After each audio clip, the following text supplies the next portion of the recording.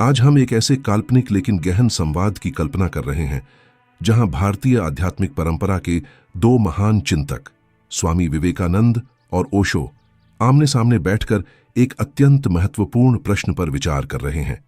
प्रश्न है, धर्म और सामाजिक सुधार। क्या आध्यात्मिकता को समाज में सक्रिय होना चाहिए? एक ओर सेवा, करुणा और सामाजिक उत्तरदायित्व पर बल देने वाला विवेकपूर्ण दृष्टिकोण, और दूसरी ओर व्यक्ति के आंतरिक जागरण और चेतना की स्वतंत्रता पर केंद्रित दृष्टि। यह संवाद किसी निष्कर्ष को थोपने के लिए नहीं, बल्कि सोच को गहराने के लिए है। आइए इस शांत, सम्मानजनक और विचारोत्तेजक संवाद की यात्रा शुरू करें। संवाद का आरंभ होता है और स्वामी विवेकानंद कहते हैं, मेरे लिए धर्म केवल व्यक्तिगत मोक्ष की साधना नहीं है, बल्कि वह मानवता के उत्थान का सजीव माध्यम है। यदि कोई व्यक्ति गहन ध्यान में लीन हो, परंतु उसके चारों ओर भूख, अशिक्षा, अन्याय और पीड़ा विद्यमान हो और वह उनसे आंखें मूंह ले, तो मैं उस साधना को अधूरा मानता हूं। आध्यात्मिकता का उद्देश्य मनुष्य को संकीर्णता से निकालकर व्यापक करुणा की ओर ले जाना है। जब हृदय में ईश्वर का अनुभव होता है, तब वह अनुभव केवल मौन में नहीं ठहरता, बल्कि सेवा के रूप में प्रकट होता है। मैं यह नहीं कहता कि प्रत्येक साधक को सामाजिक आंदोलन का नेतृत्व करना चाहिए, किंतु यह अवश्य कहता हूं कि आध्यात्मिक व्यक्ति समाज के दुख से उदासीन नहीं रह सकता। जो सत्य को देखता है वह अन्याय को सहन नहीं कर सकता। जो एकत्व का अनुभव करता है वह किसी भी मनुष्य को तुच्छ नहीं समझ सकता। मेरे लिए दरिद्र नारायण की सेवा ही ईश्वर की सच्ची उपासना है। यदि धर्म मनुष्य को केवल आत्मकेंद्रित बना दे तो वह जीवन से कट जाता है। सच्चा धर्म वह है जो मनुष्य को निर्भय, शक्तिशाली और सेवानिष्ठ बनाता है। आध्यात्मिकता का प्रकाश जब भीतर प्रज्वलित होता है, तब उसका स्वाभाविक परिणाम समाज के कल्याण के रूप में प्रकट होता है। यही मेरे लिए धर्म की सार्थकता है। स्वामी जी, मैं आपकी करुणा का आदर करता हूं, परंतु मैं धर्म को किसी सामाजिक दायित्व से बांधने के पक्ष में नहीं हूं। जैसे ही आध्यात्मिकता को समाज सुधार की दिशा में मोड़ा जाता है, वह अपनी मौलिक स्वतंत्रता खो देती है। मेरे लिए धर्म का केंद्र समाज नहीं, व्यक्ति है, क्योंकि समाज तो व्यक्तियों का ही विस्तार है। यदि व्यक्ति सोया हुआ है तो वह जो भी करेगा वह अचेतन होगा, चाहे वह सेवा ही क्यों ना हो। मैं यह नहीं कहता कि पीड़ा असत्य है या उसे अनदेखा किया जाना चाहिए, परंतु मैं यह अवश्य कहता हूं कि पीड़ा का मूल कारण बाहरी व्यवस्था से अधिक आंतरिक अज्ञान है। जब तक मनुष्य भीतर से जागरूक नहीं होता, तब तक वह जिन संरचनाओं को बदलेगा वे नई पीड़ाएं ही रचेंगी। इतिहास इस बात का साक्षी है कि सुधार के नाम पर कितनी ही हिंसाएं और विभाजन उत्पन्न हुए हैं। मेरे लिए सच्ची आध्यात्मिकता वह है जो व्यक्ति को मौन, सजग और प्रेमपूर्ण बनाती है। ऐसा व्यक्ति जब किसी भूखे को भोजन देता है तो वह कर्तव्य से नहीं, आनंद से देता है। उसमें सुधारक का अहंकार नहीं होता, केवल करुणा का प्रवाह होता है। मैं व्यवस्था बदलने से पहले चेतना बदलने पर बल देता हूं। जब चेतना बदलती है तब समाज अपने आप बदल जाता है, बिना संघर्ष, बिना आग्रह और बिना किसी वैचारिक दबाव के। यही मेरे लिए धर्म की सच्ची गरिमा है। ओशो, मैं आपकी चेतना की बात को समझता हूं और उसका सम्मान करता हूं, परंतु मेरा अनुभव यह कहता है कि आंतरिक जागरण और बाहरी उत्तरदायित्व को अलग नहीं किया जा सकता। जब मनुष्य सत्य का अनुभव करता है, तब वह केवल स्वयं के लिए नहीं जी सकता। उसकी चेतना स्वाभाविक रूप से दूसरों के दुहक से जुड़ जाती है। यदि कोई व्यक्ति यह कहे कि वह जागरूक है, परंतु समाज के कष्ट उसे स्पर्श नहीं करते, तो मुझे उसकी जागरूकता पर संदेह होता है। मैं यह स्वीकार करता हूं कि सुधार के नाम पर हिंसा हुई है, पर उसका कारण धर्म नहीं, बल्कि अधूरी समझ रही है। सेवा तब अहंकार बनती है जब उसमें आत्मज्ञान का अभाव हो, परंतु जहां विवेक और करुणा साथ हों, वहां सेवा साधना बन जाती है। मेरे लिए कर्म और ज्ञान विरोधी नहीं है, वे एक दूसरे के पूरक हैं। यदि कोई भूखा है तो उससे यह कहना कि पहले भीतर जागो और फिर रोटी मिलेगी, यह करुणा नहीं हो सकती। जब तक शरीर सुरक्षित नहीं होगा, मन शांति नहीं पाएगा। इसलिए मैं कहता हूं कि आध्यात्मिक व्यक्ति का कर्तव्य है कि वह समाज की पीड़ा को समझे और जहां संभव हो उसे दूर करने में सहभागी बने। धर्म यदि मनुष्य को निर्भय बनाता है तो उसे अन्याय के सामने खड़ा होने की शक्ति भी देता है। मेरे लिए यही जागरूकता की कसौटी है कि वह केवल मौन में नहीं बल्कि जीवन के संघर्ष में भी प्रकाश बनकर उपस्थित हो।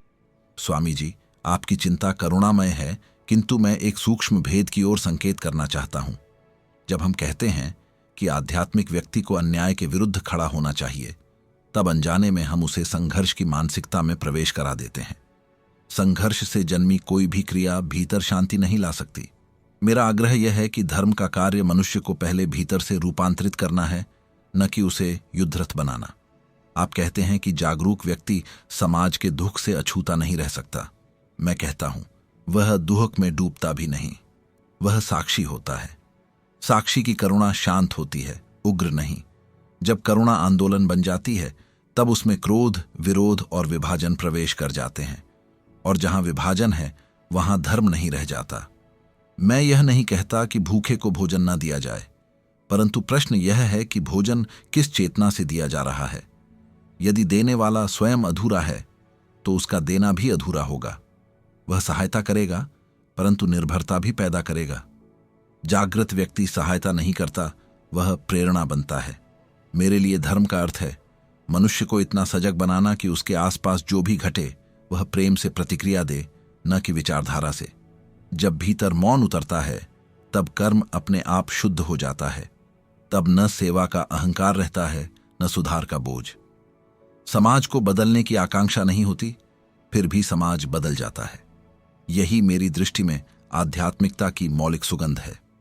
ओशो, आप साक्षी भाव की बात करते हैं और वह निस्संदेह उच्च अवस्था है, परंतु मेरा प्रश्न यह है कि क्या प्रत्येक मनुष्य उस अवस्था तक पहुंच चुका है? जब समाज अज्ञान, शोषण और भय से ग्रस्त हो, तब केवल साक्षी बनकर खड़े रहना अनेक बार मौन स्वीकृति जैसा प्रतीत होता है। मेरे लिए करुणा केवल भाव नहीं बल्कि साहसपूर्ण अभिव्यक्ति भी है। मैं संघर्ष के पक्ष में नहीं हूं, पर अन्याय के सामने निष्क्रियता को भी धर्म नहीं मान सकता। जब कोई दुर्बल पर अत्याचार करता है तब वहां मौन धर्म नहीं होता, वहां विवेकपूर्ण हस्तक्षेप आवश्यक होता है। यह हस्तक्षेप क्रोध से नहीं, कर्तव्य बोध और प्रेम से होना चाहिए। धर्म का उद्देश्य मनुष्य को इतना शक्तिशाली बनाना है कि वह अन्याय के विरुद्ध खड़ा हो सके, बिना द्वेष के, बिना घृणा के। आप कहते हैं कि सहायता निर्भरता पैदा कर सकती है। यह तभी होता है जब सहायता में दृष्टि न हो। सच्ची सेवा मनुष्य को आत्मनिर्भर बनाती है। शिक्षा, सम्मान और अवसर देना, ये सभी आध्यात्मिक कर्म हैं, क्योंकि ये मनुष्य की अंतर्निहित शक्ति को जागृत करते हैं। मेरे लिए आध्यात्मिकता का अर्थ संसार से पलायन नहीं, बल्कि संसार में रहकर भी उससे ऊपर उठना है। जब ज्ञान कर्म से जुड़ता है तब वह समाज को दिशा देता है। धर्म यदि केवल व्यक्तिगत शांति तक सीमित रह जाए तो वह व्यापक मानवता की पुकार को अनसुना कर देता है। मेरे लिए यही वह बिंदु है जहां आध्यात्मिकता को समाज से जुड़ना ही चाहिए। ओशो, मैं व्यक्ति के रूपांतरण को आवश्यक मानता हूं, पर उसे समाज से अलग नहीं देख सकता। मनुष्य जिस वातावरण में जीता है वही उसकी चेतना को आकार देता है। यदि चारों ओर भय और अभाव हो तो भीतर का प्रकाश दब जाता है। इसलिए समाज को मानवीय बनाना भी धर्म का कार्य है। कभी मौन पर्याप्त होता है तो कभी सत्य का स्पष्ट उच्चारण आवश्यक हो जाता है। मेरे लिए धर्म केवल व्यक्तिगत मुक्ति नहीं बल्कि समग्र मानवता के उत्थान का मार्ग है। स्वामी जी, आपका आग्रह मानवता के हित से प्रेरित है, इसमें कोई संदेह नहीं। परंतु मैं यह कहना चाहूंगा कि धर्म का सबसे बड़ा योगदान यह नहीं है कि वह मनुष्य को क्या करना सिखाए, बल्कि यह है कि वह मनुष्य को कैसा होना सिखाए। जैसे ही हम धर्म को कर्तव्यों की सूची में बदल देते हैं, वह जीवन की सहजता को खो देता है। आप कहते हैं कि मौन कभी कभी स्वीकृति बन जाता है। मैं कहता हूं, अचेत मौन ऐसा होता है, पर जागृत मौन क्रांतिकारी होता है। जागृत व्यक्ति कुछ कहे या न कहे, उसकी उपस्थिति ही परिवर्तन लाती है। वह किसी व्यवस्था से नहीं लड़ता, पर उसकी चेतना व्यवस्था की नींव को हिला देती है। मेरे लिए समस्या यह नहीं है कि लोग सेवा कर रहे हैं। समस्या यह है कि वे स्वयं असंतुष्ट, अशांत और विभाजित हैं। अशांत मनुष्य जब सेवा करता है तो वह अपनी अशांति भी साथ ले जाता है। इसीलिए मैं बार बार व्यक्ति के आंतरिक रूपांतरण पर बल देता हूं। यदि भीतर प्रकाश नहीं है तो बाहर दिया गया प्रकाश क्षणिक होगा। स्वामी जी, मैं समग्र मानवता की बात से असहमत नहीं हूं, पर मेरा आग्रह इतना ही है कि समग्रता की शुरुआत भीतर से हो। जब मनुष्य स्वयं स्वतंत्र, सजग और प्रेमपूर्ण हो जाता है, तब उसका जीवन ही संदेश बन जाता है। तब उसे न सुधार की घोषणा करनी पड़ती है, न संघर्ष का आह्वान। उसकी चेतना का प्रभाव ही समाज को रूपांतरित करने लगता है।